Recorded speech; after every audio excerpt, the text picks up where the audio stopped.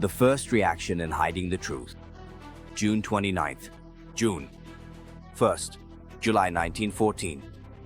How politicians decided on war instead of peace within 72 hours. I'm Soldier Peter, and I'll show you the most critical 72 hours in the history of diplomacy. June 29th. June 1. July 1914. European leaders have one last chance to save the peace.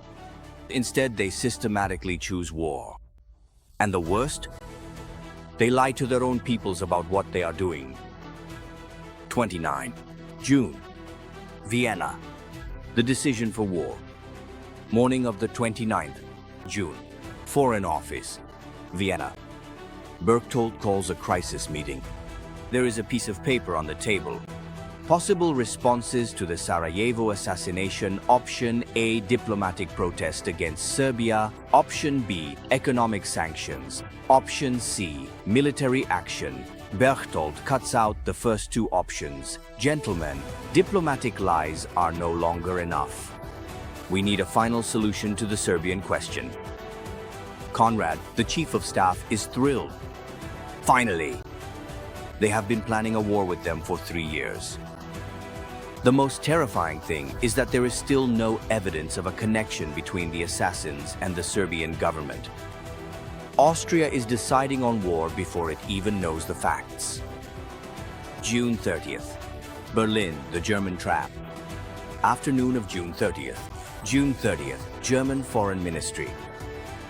Bethmann Hollweg reads Austria's requests for support. Bethmann hesitates. This will lead to a world war. But military pressure persuades him. Herr Chancellor, Russia is weak after the revolution. France has internal problems. Britain will not get involved because of Serbia. This is our chance. Bethmann makes his decision. We will support Austria, but discreetly.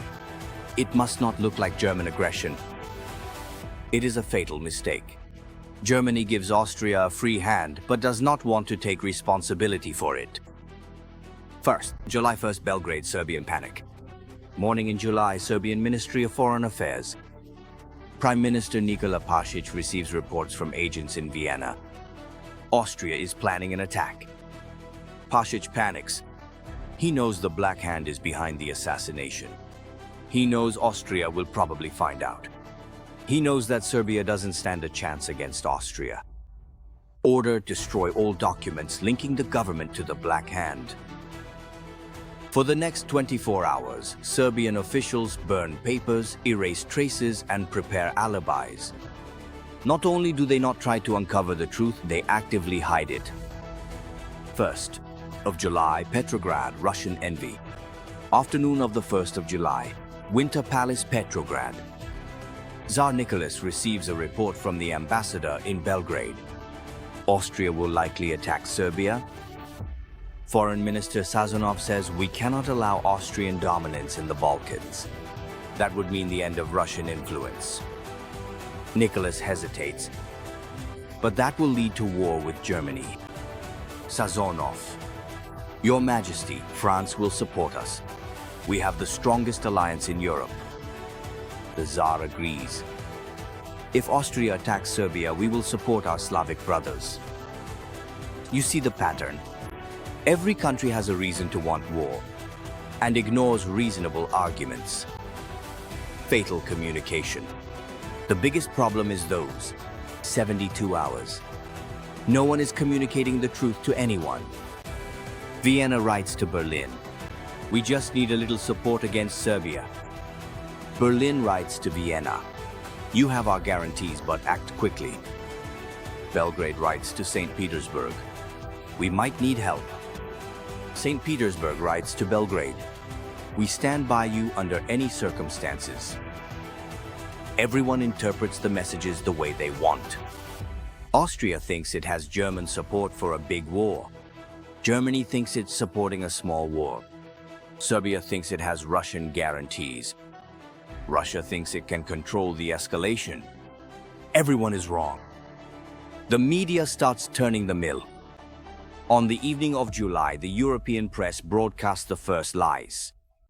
Viennese newspapers. The Serbian government was behind the assassination. We have evidence. Berlin newspapers. Germany supports peace, but will not tolerate terrorism. Serbian newspapers. Austria is preparing aggression against an innocent country. Russian newspapers. Slavic nations are under attack from Germanism. Just 3 days after the assassination, propaganda begins. Every country tells its people that it is the victim of aggression and must defend itself. Truth is the first casualty of an impending war. The last chance for peace. An evening in July. There is still a chance to save peace. That would have been enough. Berchtold could have accepted Serbia's apologies for the assassination. Bethmann could have told Austria, "We will not support aggression." Pasic could have handed over all information about the Black Hand to Austria. Nicholas could have told Serbia, "We will not go to war for you." Any of these decisions would have prevented the war. None of those politicians did it. Why? Because everyone hopes that their side will win the war quickly and easily. The first 72 hours after Sarajevo revealed the worst trait of politicians. When confronted with a choice between peace and war, they choose war. But they lie about it. They all claim they want peace, but everyone is preparing for war. Everyone says they are the victim of aggression, but everyone is planning to strike first. The most tragic part? In those 72 hours, no one had to die yet. One assassination does not have to mean a world war. But the political leaders of Europe decide otherwise.